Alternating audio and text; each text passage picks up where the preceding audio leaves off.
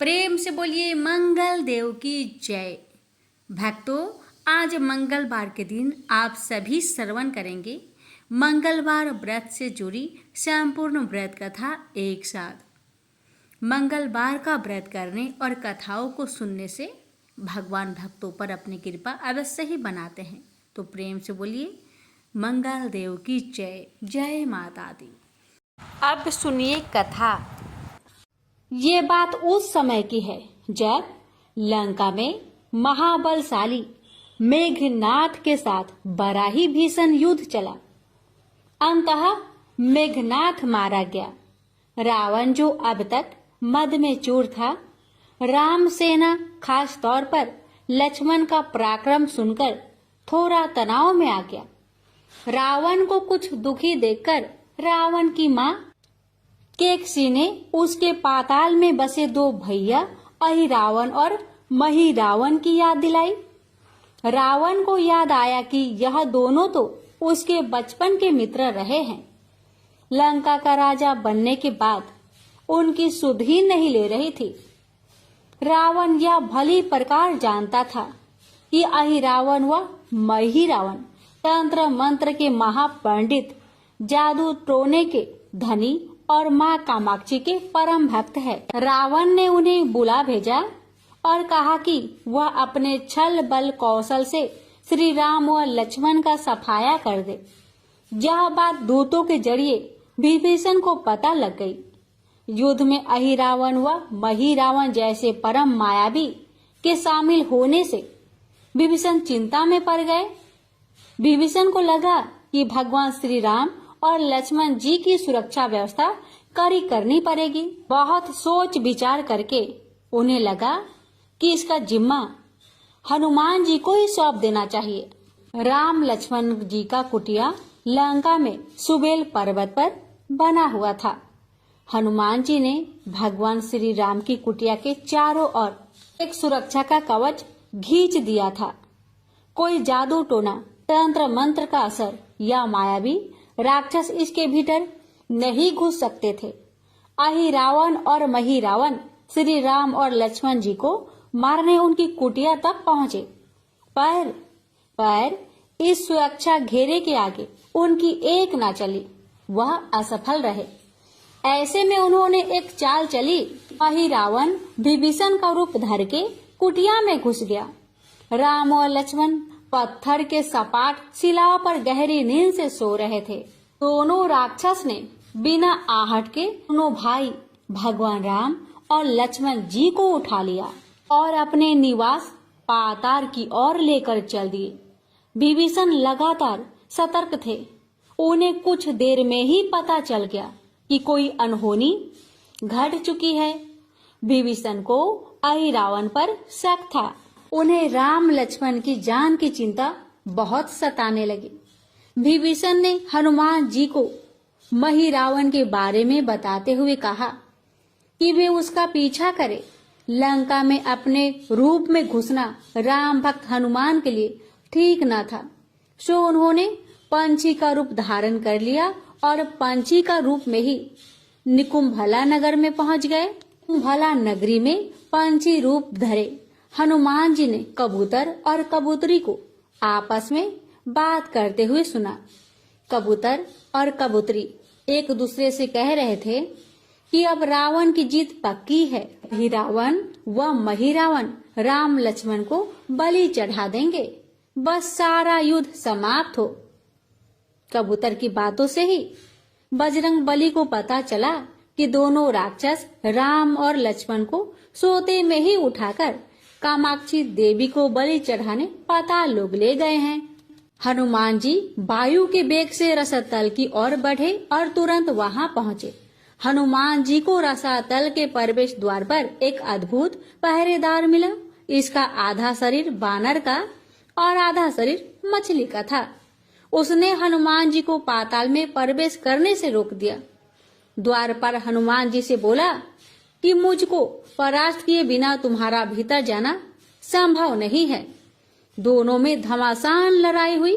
हनुमान जी के आशा के विपरीत यह बड़ा ही बलशाली और कुशल योद्धा निकला। दोनों ही बड़े बलशाली थे। दोनों में बहुत भयंकर युद्ध हुआ, परंतु वह बजरंग बली के आगे टिक नहीं सका। आखिरकार हनुमान जी ने उसे परास्त कर दिया और उस द्वारपाल की प्रशंसा करने से अपने आप को रोक नहीं पाए।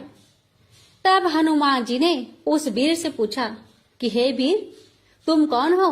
अपना परिचय तो दो। तुम्हारा स्वरूप भी कुछ ऐसा है कि उसे देखकर मुझे कौतूहल हो रहा है। उस वीर ने उत्तर दिया, मैं हनुमान का पुत्र हूँ और एक मछली से पैदा हुआ हूँ। मेरा नाम है मकरध्वज। हनुमान जी ने यह सुना तो बड़े ही आश्चर्य में पड़ गए। वह वीर की बात सुनने लगे। मकरध्वज ने कहा, लंका दहन के बाद हनुमान जी समुद्र में अपनी अग्नि शांत करने के लिए पहुँचे।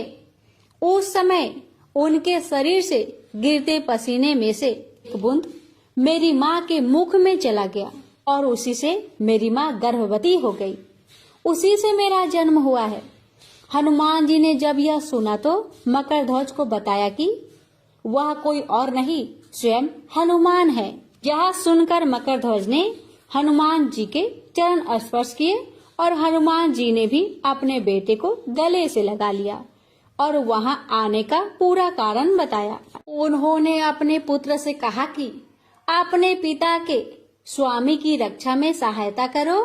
मकरध्वज ने हनुमान जी को बताया कि कुछ ही देर में राक्षस बलि के लिए आने वाले हैं। बेहतर होगा कि आप रूप बदलकर कामाक्षी के मंदिर में जाकर बैठ जाइए। उनको सारी पूजा झरोखे से करने को कहे। हनुमान जी ने पहले तो मधुमक्खी का भेष धारण कर माँ कामाक्षी के मंदिर में घुस गए। हनुमान जी ने माँ कामाक्षी को नमस्कार कर सफलता की कामना की और फिर पूछा, हे माँ, क्या आप वास्तव में श्री राम जी और लक्ष्मण जी की बलि चाहती हैं? हनुमान जी की इस प्रश्न पर माँ कामाक्षी ने उत्तर दिया कि नहीं, मैं तो दुष्ट अहिरावण व महिरावण की बलि चाहती हूँ। यह दोनों मेरे भक्त तो है और अधर्मी और अत्याचारी भी है। आप अपने प्रयत्न करो, सफल रहोगे। मंदिर में 5 दीप जल रहे हैं, अलग अलग दिशाओं और स्थान पर। माँ ने कहा, यह दीप अहिरावण ने मेरी प्रसन्नता के लिए जलाए हैं। जिस दिन इस 5 दीपक को एक साथ ही बुझा दिया जाएगा, उस दिन इन दोनों राक्षस का अंत सुनिश्चित हो जाएगा। इस बीच गाजे बाजे का शोर सुनाई पड़ने लगा। अहिरावण महिरावण बलि चढ़ाने के लिए आ रहे थे। हनुमान जी ने अब माँ कामाक्षी का रूप धरा। जब अहिरावण और महिरावण मंदिर में प्रवेश करने ही वाले थे कि हनुमान जी का महिला स्वर गूंजा। हनुमान जी बोले, मैं कामाक्षी देवी हूँ और आज मेरी पूजा झरोखे से करो। झरोखे से पूजा आरंभ हुई। ढेर सारा चढ़ावा माँ कामाक्षी को झरोखे से चढ़ाया जाने लगा। अंत में बंधन बलि के रूप में राम लक्ष्मण जी को उसी में डाला गया। दोनों बंधन में बेहोश थे। हनुमान जी ने तुरंत उन्हें बंधन मुक्त किया। अब पाताल लोक से निकलने की बारी थी, पर उससे पहले माँ कामाक्षी के सामने अहिरावण महिरावण की बलि देकर उनकी इच्छा पूरी करनी थी और दोनों राक्षसों को उनके किए की सजा भी देना था। अब हनुमान जी ने मकरध्वज को कहा कि वह अचेत अवस्था में लेटे हुए भगवान राम और लक्ष्मण का खास ख्याल रखे और उसके साथ मिलकर दोनों राक्षसों के खिलाफ युद्ध छेड़ दिया। पर यह युद्ध आसान नहीं था। अहिरावण और महिरावण बड़ी मुश्किल से मरते तो फिर 5-5 के रूप में जिंदा हो जाते। इस विकट स्थिति में मकरध्वज ने बताया कि अहिरावण की एक पत्नी नाग कन्या है। अहिरावण उसे बलात्कार लाया है। वह उसे पसंद नहीं करती, पर मन मार के उसके साथ है। वह अहिरावण की राज जाननी होगी। उससे उसकी मौत का उपाय पूछा जाए। अब उसके पास जाए और सहायता मांगे। मकरध्वज ने राक्षसों को युद्ध में उलझाए रखा और उधर हनुमान अहिरावण की पत्नी के पास पहुंच गए। अहिरावण की पत्नी नाग कन्या से उन्होंने कहा कि यदि तुम अहिरावण के मृत्यु का भेद बता दो तो हम उसे मारकर तुम्हें उसके चंगुल से मुक्ति करा देंगे। अहिरावण की पत्नी ने कहा, मेरा नाम चित्रसेना है, मैं भगवान विष्णु की परम भक्त हूँ। मेरे रूप पर अहिरावण मर मिटा और मेरा अपहरण कर यहाँ कैद किया हुआ है, पर मैं उसे नहीं चाहती। लेकिन मैं अहिरावण का भेद तभी बताऊंगी जब मेरी इच्छा पूरी हो जाएगी। हनुमान जी ने अहिरावण की पत्नी नागकन्या चित्रसेना से पूछा कि आप अहिरावण की मृत्यु का रहस्य बताने के बदले क्या चाहती हैं? आप मुझसे अपनी शर्त बताए, मैं उसे जरूर मानूंगा, जरूर पूरा करूंगा। चित्रसेना ने कहा, दुर्भाग्य से अहिरावण जैसा असुर मुझे हर लाया, इससे मेरा जीवन खराब हो गया।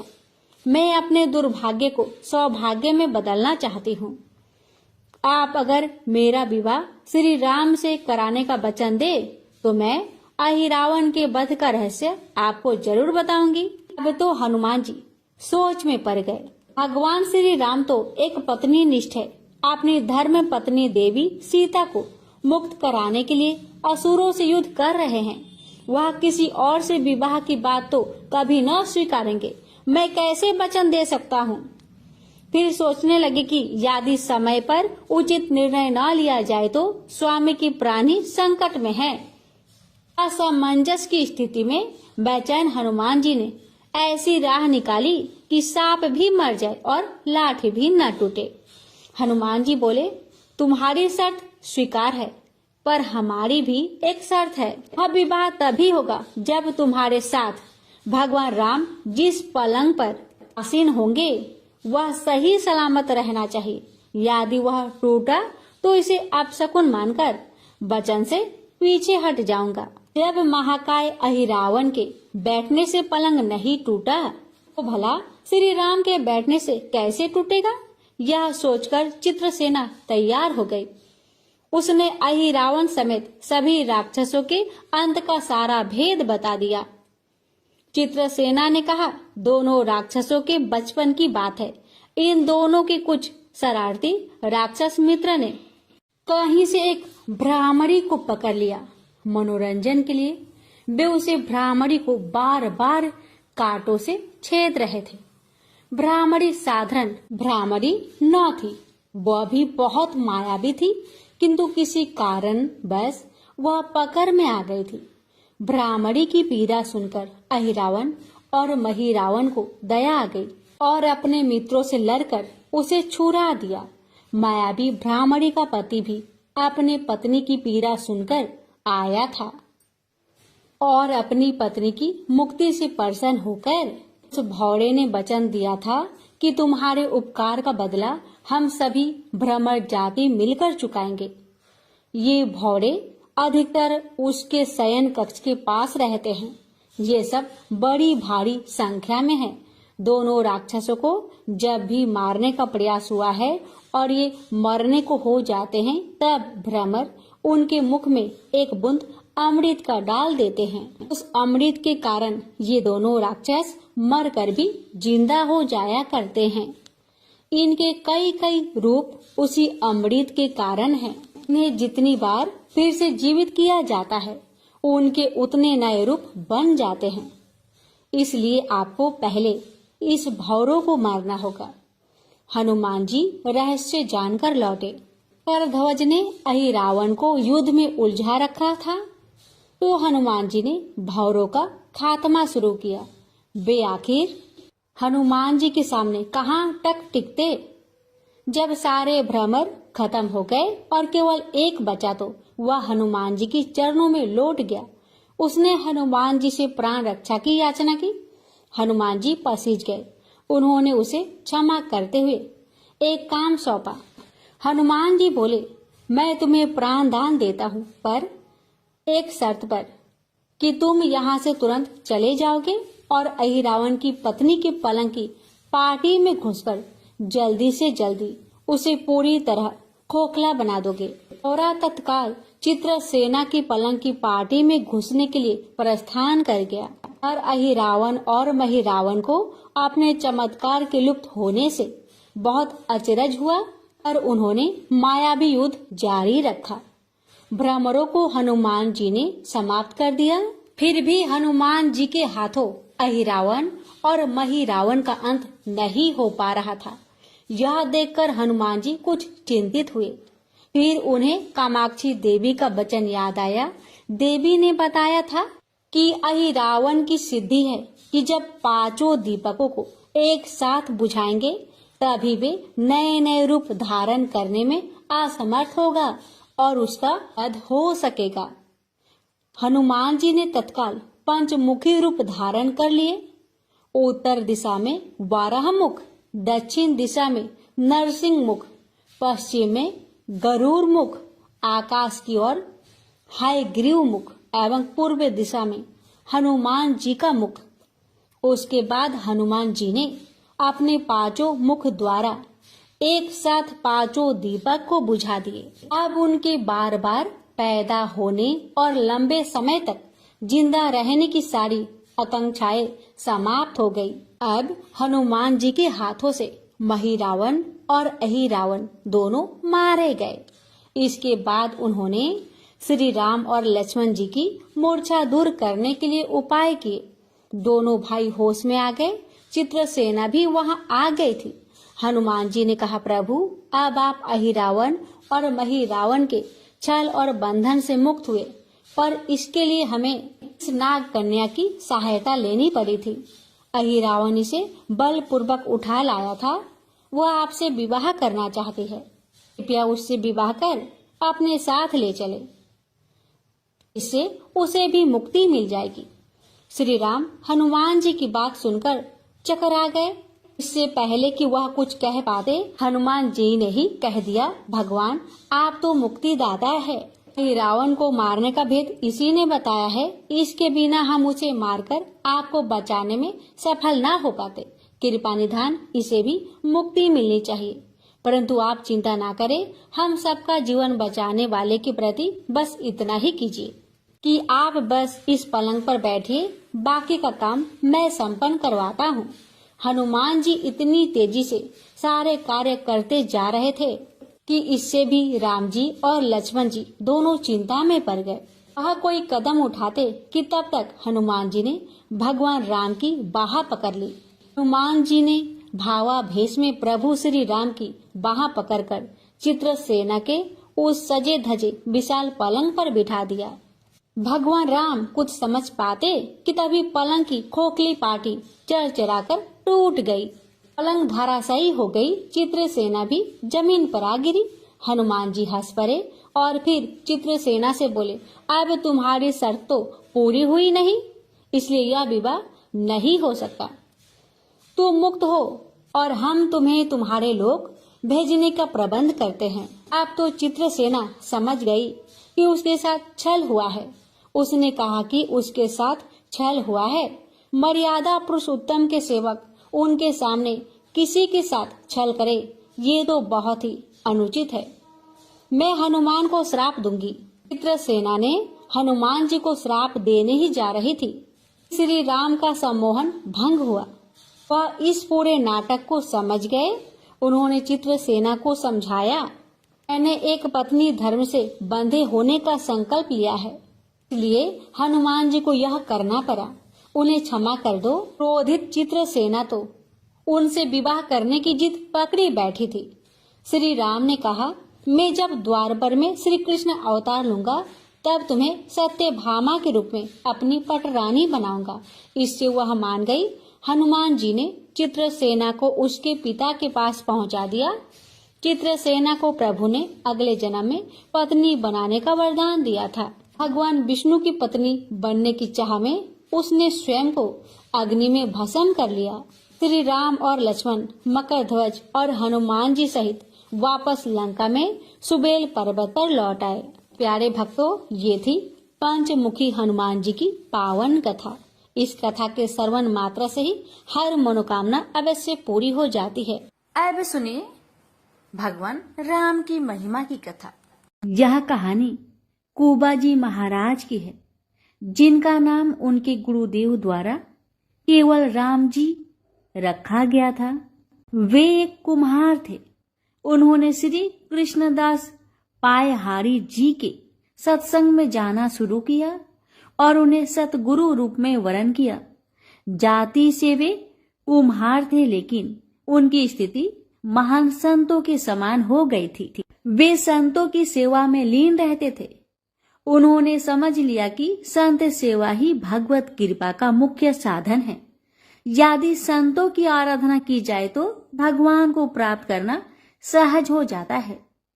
कोई भी वैष्णव या संत उनके घर आता तो वे उनका आदर पूर्वक सत्कार करते। उनके घर में साधु संतों का आना जाना लगा रहता था। वे महीने में केवल 30 बर्तन बनाते थे और उनमें से रोज केवल एक ही बेचते थे। इस सीमित कमाई से ही वे अपने परिवार का भरण पोषण करते और शेष धन से संत सेवा करते थे। वे अधिक बर्तन इसलिए नहीं बनाते थे क्योंकि उनका मत था कि यदि हम अधिक व्यापार और सांसारिक गतिविधियों में उलझ जाएंगे तो हमारा मन आंतरिक भजन में नहीं लगेगा। एक दिन उनके घर में बहुत से संतों की मंडली आई, किंतु उनके घर में संत सेवा के लिए कोई व्यवस्था नहीं थी। उन्होंने पत्नी से कहा, अब हमें किसी से उधार लेना पड़ेगा। संत आए हैं और वे भूखे नहीं रह सकते। वे ये भी कर सकते हैं कि संतों से हाथ जोड़कर विनम्रता पूर्वक कह देते कि उनके पास भोजन की व्यवस्था नहीं है, लेकिन उनके प्रेमी हृदय ने यह स्वीकार नहीं किया। उन्होंने सोचा संतों की सेवा के लिए ऋण भी लेना पड़े तो कोई दोष नहीं। वे एक महाजन के पास गए और कहा, हमारे घर 20-25 संत आए हैं, उनके लिए भोजन सामग्री चाहिए, कृपया हमें उधार दीजिए, हम धीरे धीरे इसे चुका देंगे। अधिकांश महाजनों ने यह कहकर मना कर दिया कि यह गरीब आदमी है, इसे उधार देने का कोई लाभ नहीं।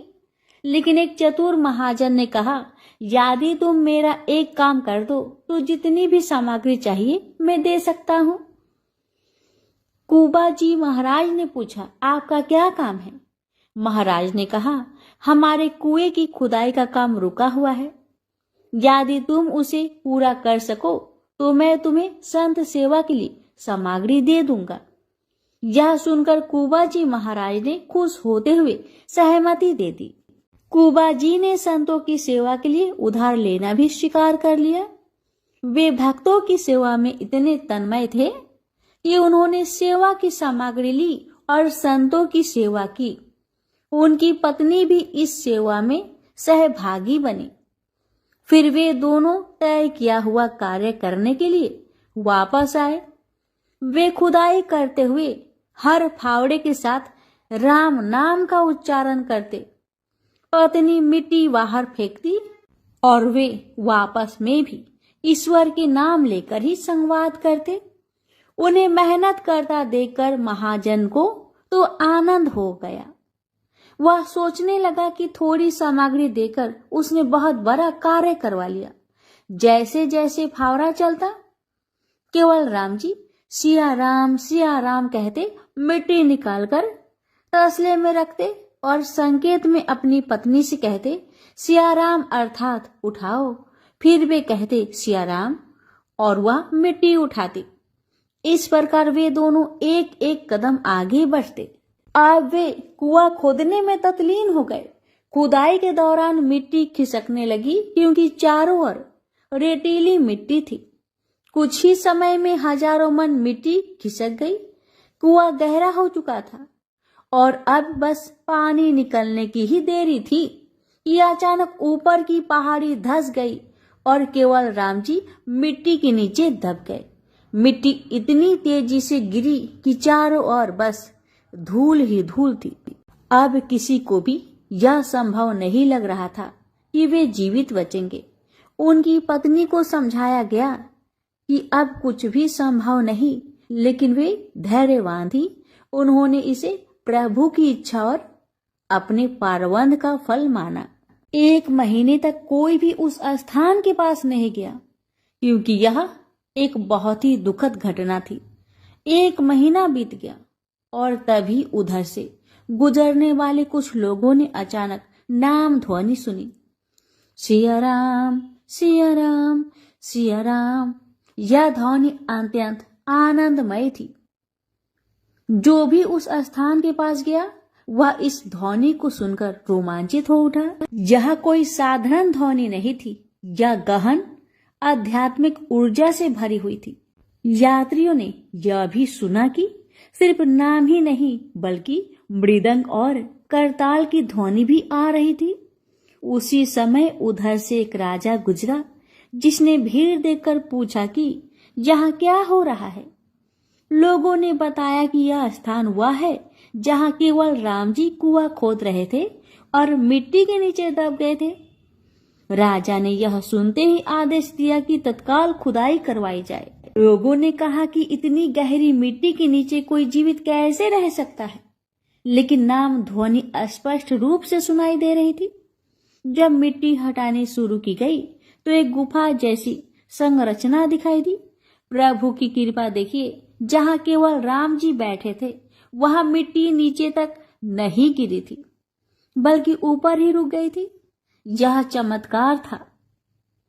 जब सभी ने देखा तो पाया कि केवल राम जी आरामदायक मुद्रा में बैठे हुए थे और जोर जोर से सिया राम का नाम जप रहे थे।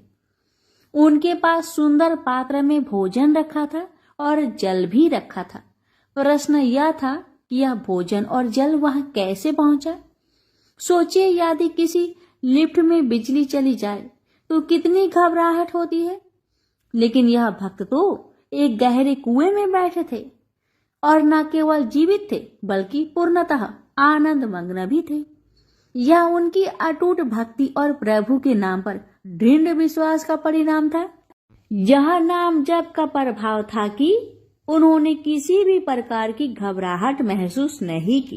प्यारे भक्तों, जो भक्त सच्चे मन से नाम जप करते हैं उसका पालन पोषण स्वयं भगवान करते हैं। जब खुदाई पूरी हुई तो सभी ने देखा कि केवल राम जी सुरक्षित थे। बस उनकी पीठ पर हल्की चोट आई थी, लेकिन वे पूर्णतः स्वस्थ थे। वे पूरे 1 महीने से उस स्थान पर थे और फिर भी उनके पास जल और भोजन उपलब्ध था। अब तो नगर के लोग दौड़ दौड़ कर आ रहे थे। अलग अलग गांव से लोग भेंट लेकर आ रहे थे। यह आश्चर्य की बात थी कि 1 महीना बीत जाने के बावजूद वे जीवित थे और भजन कर रहे थे। लोग श्रद्धा से उनके चरणों में झुक गए। यह ईश्वर की कृपा थी। यह नाम जप की महिमा थी। नाम जप में अद्भुत शक्ति है। यह केवल राम जी का दृढ़ विश्वास और भजन ही था जिसने उन्हें मृत्यु के मुख से बाहर निकाला। यह भगवान के नाम ही अपार महिमा को दर्शाता है। प्रेम से बोलिए सिया रामचंद्र की जय। हे भगवान, आपकी इस पावन कथा को जो भी भक्त श्रद्धा पूर्वक पूरा सुने उस भक्त की हर मनोकामना को पूर्ण करे। जय सिया राम। अब सुनेंगे मंगलवार व्रत में सुनी जाने वाली मंगल चंडी की व्रत कथा। एक गांव में एक शिकारी परिवार रहा करते थे। धर्मकेतु और उसकी पत्नी निधा, उनकी 5 बेटी थी। एक भी बेटा नहीं था जो वंश को आगे बढ़ाए, इसलिए धर्मकेतु दूसरी शादी करना चाहता था। निधा बहुत चिंतित और उदास रहती थी। एक दिन देवी चंडी एक ब्राह्मणी भेष में निधा के पास भिक्षा मांगने गई। निधा के व्यवहार से चंडी प्रसन्न होकर कुछ मांगने को कहा। निधा ने कहा, मेरे पास सब कुछ है पर कोई पुत्र नहीं है। चंडी के आशीर्वाद से उसे पुत्र की प्राप्ति हुई। नाम कालकेतु था। बड़ा ही वीर था। बड़ा हुआ उसका शादी फुलेरा से हुआ। वह सुशील लड़की थी। उसके आने से पहले शिकार कर लाया हुआ मांस कालकेतु की माँ हाट में बेचने जाया करती थी, पर उसके आ जाने के बाद अब कालकेतु जंगल से जानवरों का शिकार कर लाता। फुलेरा उसके मांस चाल, दांत आदि को हाट में बेचने जाया करती थी। हाट का मतलब है बाजार में बेचने जाया करती थी। बेटे ने घर अच्छे से संभाल लिया था। ये देखकर पति पत्नी काशी चले गए। अब हर रोज की तरह दोनों अपने काम में लगे रहते थे। काल केतु इतना ज्यादा शिकार करता कि जंगल के जानवर डरने लगे। सभी जानवरों ने जंगल के राजा सिंह से गुहार लगाई। गेंडे ने कहा, राजा जी, मैं बहुत दुखी हूँ, मेरे 7 भाई मारे गए। हिरनी ने कहा, मैं पतिहीन हो गई हूँ, जीवन बहुत पीड़ा दे रही है, मौत भी नहीं आ रही है। बंदर ने कहा, मैं वंश विहीन हो गया हूँ, काल केतु मेरे बच्चों को बांधकर बेच दिया। इसी तरह सभी जानवरों ने अपनी पीड़ा को राजा के सामने रखा। उन्होंने कहा, हम लोग आपके राज्य से कहीं और चले जाएंगे। सिंह राजा ने कहा, आप लोग नहीं डरे, मैं स्वयं काल केतु से लड़कर आप लोगों की रक्षा करूंगा। सिंह और काल केतु में युद्ध हुआ। सिंह भाग गया और काल केतु जीत गया। सभी जानवर अब देवी चंडी के पास पहुँचे और उनसे विनती किए, माँ, हमें काल केतु के हाथों से बचाओ, वह सभी जानवरों का शिकार कर रहा है, उससे छिपने का कोई जगह नहीं बचा है, हम कहाँ जाए माँ, हम क्या करें। तब चंडी माता ने सभी जानवरों को छुपा लिया और स्वयं एक सांप के रूप में बनकर जंगल के बीच में बैठ गई। उधर काल केतु जंगल में जानवरों का शिकार करने निकला तो उसे कोई जानवर नहीं मिला। वह चिंतित होने लगा। उसका जीवन तो बस जानवर पर ही टिका था। अब वे क्या खाएंगे और क्या पिएंगे। जंगल में उसे स्वर्ण गोधिका दिख गई, जो कि चंडी माता ने अपना वेश धारण करके बनाया था। स्वर्ण गोधिका का देखना अब शकुन माना जाता है, इसलिए काल केतु को गुस्सा आया और आगे बढ़ गया। उसने पूरी जंगल छान मारी पर कोई जानवर नहीं मिला। उसका दिन बिगड़ गया। आधे वक्त उसने फिर से स्वर्ण गोधिका को देखा। उसने उसे पकड़ लिया और गुस्से से कहा, आज तुम्हें ही जिंदा पकाकर खाऊंगा। जब काल केतु घर आया तो फुलेरा घर पर नहीं थी। पड़ोसी से पता चला वह बाजार गई है। काल केतु स्वर्ण गोधिका को रस्सी से बांधकर फुलेरा के पास पहुंचा। फुलेरा बोली, घर में खाने को कुछ नहीं है और ये बासी मांस कोई नहीं खरीद रहा है। काल केतु ने फुलेरा को पड़ोसी से शिवली फूल के बदले चावल उधार मांगने को कहा और कहा, घर पर स्वर्ण गोधिका है, उसे पका लेना। काल केतु बाजार में रहकर बासी मांस बेचने लगा और फुलेरा चावल लेकर घर पहुंची। घर में स्वर्ण गोधिका नहीं था, बल्कि एक 16 साल की सुंदर कन्या रस्सी से बंधी थी। फुलेरा उसे देखकर डर गई कि इतनी सुंदर कन्या यहाँ क्या कर रही है। उसने कहा, तुम कौन हो, यहाँ क्या कर रही हो। कन्या ने कहा, मैं ब्राह्मण कन्या हूँ, मैं जंगल बीच में बैठी थी तो तुम्हारे पति ने मुझे यहाँ लाया है। ये सुनकर उसे गुस्सा आया, ये सोचकर कि कहीं ये मेरी सौतन तो नहीं। पर शांत होकर बड़े प्यार से उसे काल केतु और अपना कष्टदायक जिंदगी के बारे में कहने लगी ताकि वह कन्या अपने घर चली जाए। पर कन्या मानने को तैयार नहीं हुई। फुलेरा काल केतु के पास बाजार पहुंची और बोली, आप किसे घर लाए हैं? एक सुंदर कन्या घर में है। काल केतु को विश्वास नहीं हुआ क्योंकि उसने एक स्वर्ण गोधिका रखी थी। वे दोनों तुरंत घर आए। काल केतु उसे देख हैरान हुआ और उसके बारे में पूछने लगा और बोला, यहाँ से चली जाओ। जब कन्या राजी नहीं हुई तो उसने अपना तीर धनुष निकाल लिया। उसकी बहादुरी देखकर कन्या ने कहा, मैं चंडी हूँ, तुम आज से शिकार करना छोड़ दो, मैं तुम्हें गुजरात का राजा बनाती हूँ। पर काल केतु को उसका यकीन नहीं हुआ। वह बोला, अगर तुम चंडी देवी हो तो तुम असली रूप में आओ। चंडी ने उसे महिष मर्दनी का रूप दिखाया। तब दोनों उनके चरण पर गिर गए। चंडी बोली, हर मंगलवार मेरी पूजा करो और लोगों में मेरी पूजा का प्रचार कराओ। चंडी उन्हें एक अंगूठी दी जिसका मूल्य 7 करोड़ था। फुलेरा बोली, माँ, गुजरात जंगल से भरा है, उसे काटने और शहर बनाने में ही सारा धन चला जाएगा। चंडी ने 7 सोने से भरा कलश दिया और वे कलश कैलाश पर्वत पर चली गई। काल केतु अंगूठी को बेचने के लिए शिव मुरारी के पास पहुंचा। वह काल केतु से हमेशा मांस उधार में लिया करता था, इसलिए उसे लगा कि काल केतु उधार का पैसा लेने आया है। वह अपनी पत्नी को बाहर भेजा और छिपकर सारी बातें सुनने लगा। काल केतु के कुछ बोलने से पहले ही उसकी पत्नी बोली, मुरारी घर पर नहीं है, उधार का पैसा कल दे देंगे। काल केतु बोला, आप पैसा कल दे देना, मैं तो ये अंगूठी तुड़वाने आया था, अब दूसरे दुकानदार के पास जाना पड़ेगा।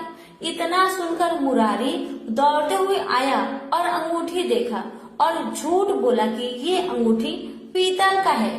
उसने सोचा झूठ बोलकर वह अंगूठी स्वयं हड़प लेगा। काल केतु ने सोचा कि अंगूठी देवी को ही लौटा देगा। रात में चंडी ने मुरारी को सपने में अंगूठी का उचित मूल्य देने को कहा। उसने दूसरे दिन काल केतु को 7 कोटि रुपए दिए। काल केतु गुजरात के जंगल को कटवाने के लिए मजदूर लगवाया। जंगल में बाघ के डर से मजदूर जंगल के अंदर जाने को तैयार नहीं हो रहे थे। तब काल केतु स्वयं जंगल जाकर बाघ से लड़ा और उसे मार डाला। जंगल काटकर गुजरात शहर बसाया गया, पर गुजरात राज्य में कोई प्रजा न थी। काल केतु ने चंडी से प्रार्थना की। तब उन्होंने इंद्रदेव तथा समुद्र की मदद से कलिंग राज्य में भारी बरसात करवाई। नद नदी में बाढ़ आ गई। लोग कलिंग से गुजरात भागकर आने लगे। इस तरह ब्राह्मण, काष्ट, मुस्लिम आदि अनेक जाति के लोग गुजरात में आकर रहने लगे। काल केतु राज्य को सही तरीके से चलाने के लिए अच्छी नीतियां बनाई। राज्य में एक व्यक्ति भारुदत्त भी रहता था। उसने मीठी मीठी बातें कहकर काल केतु के दरबार में ऊंची पद हासिल कर ली थी। उसने सभी को तंग कर रखा था। वह सभी के सामान ले जाता पर पैसा नहीं देता था। उसके अत्याचार से सभी लोगों ने काल केतु से उसकी शिकायत की। काल केतु ने उसे सजा दिया। भारुदत्त को यह सहन नहीं हुआ और वह कलिंग राजा के पास काल केतु की शिकायत करने गया। भारुदत्त कलिंग राज के दरबार में पहुंचकर राजा से कहने लगा कि आपके रहते कोई और दूसरा राजा शासन कैसे कर सकता है। कलिंग राज ने उससे पूछा, कौन है? यदि तुम सच कह रहे हो तो दिखाओ हमें। भारुदत्त ने कलिंग राज के दूत को ये सब दिखाया। कलिंग राज ने काल केतु पर आक्रमण किया। दोनों के बीच भीषण युद्ध हुआ, पर काल केतु हार गया। उसे काल कोठरी में डाल दिया गया। रात को चंडी देवी ने कलिंग राज को सपने में दर्शन दी और बताई कि काल केतु को मैंने गुजरात का राजा बनाया है, उसे आजाद कर दो। उसी समय कलिंग राजा दौड़ते हुए आए और काल केतु को आजाद करवाए और उसे गुजरात का राजा बना दिया। भारुदत्त को सजा मिली। काल केतु खुशी खुशी अपना जीवन राज्य चलाने लगा। प्रेम से बोलिए चंडी मैया की जय। अब सुनेंगे मंगलवार व्रत में सुनी जाने वाली मंगला गौरी माता जी की प्रेत कथा। इन सभी कथाओं को जो भक्त श्रद्धा और भक्ति के साथ पूरा सुनता है, उसकी हर मनोकामना अवश्य पूर्ण होती है। एक नगर में एक व्यापारी अपनी पत्नी के साथ सुखी से जीवन व्यतीत कर रहा था। उसे धन दौलत की कोई कमी नहीं थी और वह खुशहाल जिंदगी बिता रहा था। लेकिन उस व्यापारी को एक ही दुख था कि उसके कोई संतान नहीं थी। इसलिए सारी सुख सुविधाएं होते हुए भी दोनों पति पत्नी खुश नहीं थे। दिन रात पूजा पाठ में लगे रहते थे, ये उम्मीद से क्या पता भगवान उनकी सुनी गोद भर दे। भगवान ने उनकी प्रार्थना सुनी भी। उनकी पूजा अर्चना करने के बाद उन्हें पुत्र का वरदान प्राप्त हुआ। लेकिन उसके जन्म के समय ज्योतिष ने कहा कि वह अल्पायु है और 16 साल के होते ही सांप के काटने से उसकी मृत्यु हो जाएगी। इस बात को जानने के बाद पति पत्नी और भी दुखी हो गए, लेकिन उन्होंने इसे ही अपना और पुत्र का भाग्य मान लिया। उन्होंने 16 साल की उम्र से पहले ही अपने बेटे का विवाह सुकन्या से कर दिया। इस कन्या की माता माँ मंगला गौरी का व्रत किया करती थी और उसने अपनी पुत्री को भी विवाह के बाद सुखी जीवन के लिए माँ मंगला गौरी का व्रत रखने की सलाह दी थी। विवाह के बाद कन्या ने ससुराल आकर विधि विधान से मंगला गौरी का व्रत किया और माँ गौरी की पूजा अर्चना की, जिसके परिणाम स्वरूप उसे अखंड सौभाग्यवती का आशीर्वाद प्राप्त हुआ और सेठ के पुत्र की मृत्यु टल गई और तभी से माँ मंगला गौरी की व्रत की मान्यता अधिक बढ़ गई। प्रेम से बोलिए मंगला गौरी माता की जय हो। प्राचीन काल में कुरु देश में श्रुतकीर्ति नामक एक राजा शास्त्र ज्ञाता, कीर्तिमान तथा शत्रु रहित था। वह 64 कलाओं को जानने वाला तथा धनुर्विद्या में निपुण था। उसके यहाँ संसार की किसी वस्तु की कमी न थी। कमी थी तो केवल एक संतान की। संतान प्राप्ति के लिए वह दिन रात यत्न करता था। उसने संतान के लिए देवी की आराधना भी की। एक दिन देवी ने उसकी आराधना से प्रसन्न होकर उसे साक्षात दर्शन दिए और कहा, हे श्रुतकीर्ति, वर मांगो। राजा श्रुतकीर्ति ने कहा, माँ, यदि आप मुझ पर प्रसन्न हैं तो मुझे एक पुत्र दीजिए। आपकी कृपा से मेरे यहाँ धन्य धान्य आदि किसी चीज की कमी नहीं, बस एक कमी है तो पुत्र सुख की। इसको छोड़कर मेरे यहाँ सब आनंद है। राजा के ऐसे कहने पर देवी मुस्कुराई और उन्होंने कहा, राजन, तुमने एक दुर्लभ वस्तु की याचना की है, फिर भी तुमको पुत्र मैं अवश्य दूंगी। लेकिन तुम मेरी बात को ध्यान देकर सुनो। तुम्हारे यहाँ जो पुत्र होगा वह बहुत गुणवान होगा, किंतु वह 16 वर्ष से अधिक जीवित नहीं रहेगा। हाँ, यदि एक सुंदर अथवा विद्या विहीन पुत्र होगा तो वह बहुत समय तक जीवित रहेगा। देवी की बात सुनकर राजा चिंता में पड़ गया तो माता की बात अपनी पत्नी को बताया। कहा, हे रानी, माता रानी ने कहा है, अगर मैं गुणवान पुत्र का मांग करता हूँ तो वह 16 वर्ष तक जीवित रहेगा। अगर अनपढ़ गंवार पुत्र की मांग करता हूँ तो वह दीर्घ काल तक जीवित रहेगा। अब तुम बताओ मैं क्या करूं और क्या मांगू। बहुत सोच विचार करके राजा ने गुणी संपूर्ण लक्षण युक्त 16 वर्ष की आयु वाला पुत्र मांगा। देवी ने कहा, राजा, मेरे मंदिर के मुख्य द्वार पर आम का पेड़ है। मेरी आज्ञा है कि तुम उस पेड़ से एक आम तोड़कर अपनी रानी को खाने के लिए दे दो और उसको खाने से ही रानी का गर्भ अवश्य ठहरेगा। राजा ने प्रसन्न होकर देवी के मंदिर के मुख्य द्वार पर जो आम का पेड़ था वहां से एक आम तोड़कर अपनी पत्नी को खाने के लिए दिया। रानी ने भी माँ मंगला गौरी के आदेश अनुसार फल खाया और 10 मास के पश्चात उसके यहाँ देव पुत्र तुल्य पुत्र पैदा हुआ। हर्ष शोक से संपन्न राजा ने राजकुमार का अतकर्म आदि संस्कार करवाया और भगवान सदाशिव का ध्यान धरकर उसका नाम चिरायु रखा। लड़का अपने माता पिता की देख रेख में चांद की तरह बढ़ने लगा। दिन बीतते चले गए और उसका 16वां वर्ष आरंभ हो गया। राजा रानी दोनों को चिंता सताने लगी।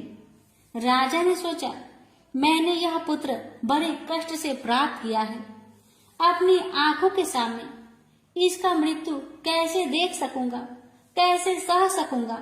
यह विचार करके उसने राजकुमार को उसके मामा के साथ काशी में भेज दिया। जाने के समय रानी ने अपने भाई से कहा, भाई, तुम कार्पटिक भेष धारण करके राजकुमार को काशी ले जाओ।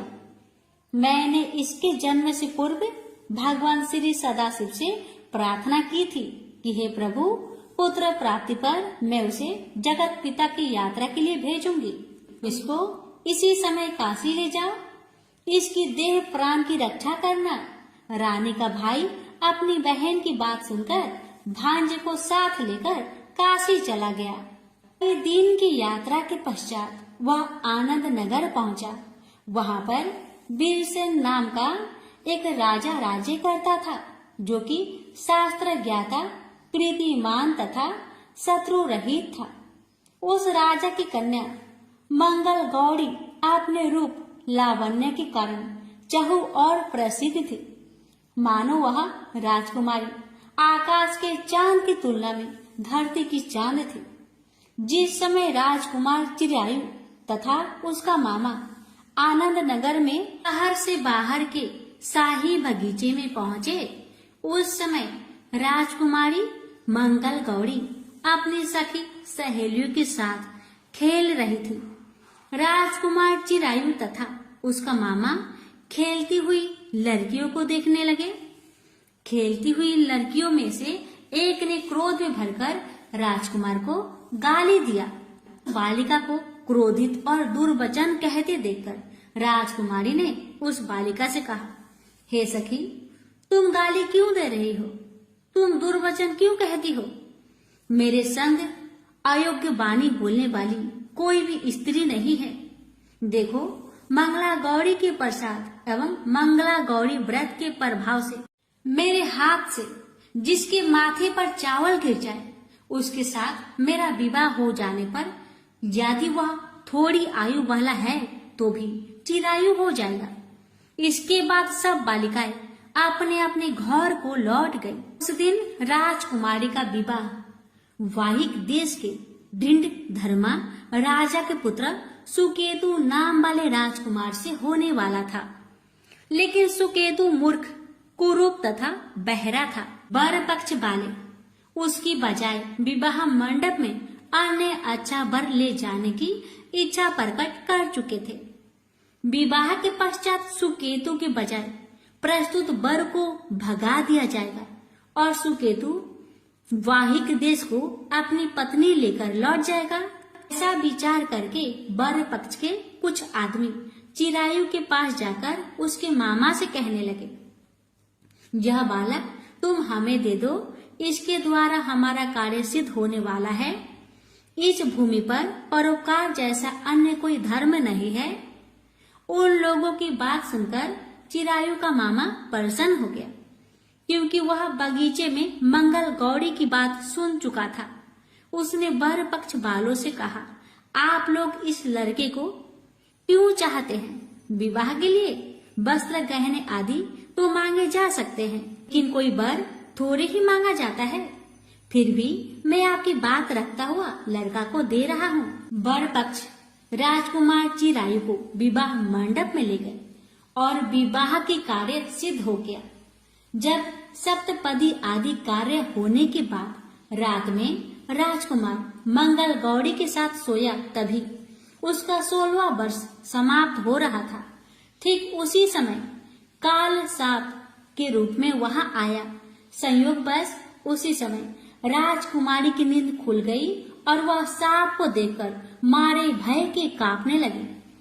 फिर उसने भय त्याग कर सांप की पूजा की, पीने के लिए उसे बहुत सा दूध दिया, प्रार्थना की दीन वाणी से, उसकी स्तुति की। मंगल गौरी ने कहा, मैं उत्तम व्रत करूंगी, मेरे पतिदेव जीवित हो जाए और चिरंजीवी हो। देखते ही देखते सांप कमंडल में प्रवेश कर गया।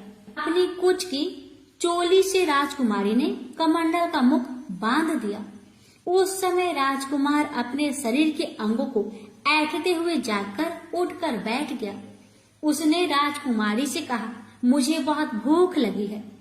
राजकुमारी ने माता के समीप जाकर लड्डू आदि लाकर राजकुमार को खाने के लिए दिए। राजकुमार ने प्रसन्न होकर भोजन किया। हाथ धोते समय उसके हाथ से अंगूठी गिर गई। वह पान खाकर दोबारा सो गया।